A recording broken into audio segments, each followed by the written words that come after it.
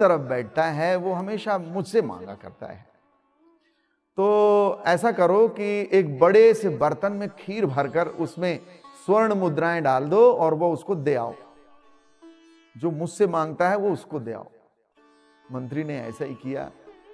अब वो भिखारी मजे से खीर खाते खाते दूसरे भिखारी को चिढ़ाते हुए बोला, हूं बड़ा आया ईश्वर देगा।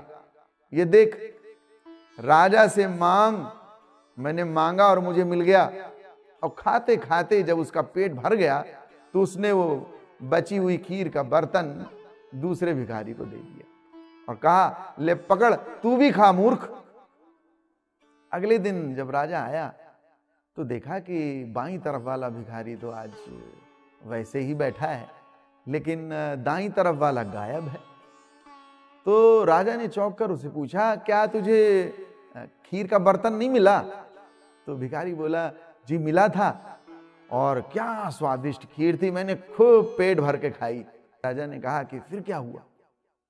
भिखारी बोला, महाराज फिर जब मेरा पेट भर गया तो वो जो दूसरा भिखारी था यहाँ बैठा था, जो अक्सर बैठता है, मैंने उसको कहा कि मूर्ख, तो हमेशा कहता है ईश्वर देगा ईश्वर देगा, ले खा ले, और खीर का बर्तन मैंने उसको दे दिया। राजा मुस्कुराकर बोला, अवश्य ही ईश्वर ने उसे दे ही दिया।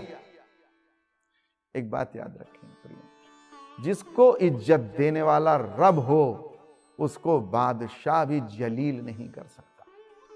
मैं कुर्बान जाऊं उस रब को, वो दरवाजा भी वहां से खोलता है जहां कोई उम्मीद ना हो। रोमियो अध्याय 10 उसके 11वें पद में कहता है, जो कोई उस पर विश्वास करेगा वो कभी लज्जित ना होगा। आदमी साधनों से नहीं, साधन से श्रेष्ठ बनता है। आदमी भवनों से नहीं, भावना से श्रेष्ठ बनता है। और आदमी उच्चारण से नहीं, उच्च आचरण से श्रेष्ठ बनता है। नबी यिर्मयाह उसके 17वें अध्याय के 4वें पद में कहता है कि प्रभु यूं कहता है, वह मनुष्य श्रापित है जो आदमी पर भरोसा करता है, जो हाड़ मांस के पुतले का सहारा लेता है, जिसका हृदय प्रभु से भटक जाता है।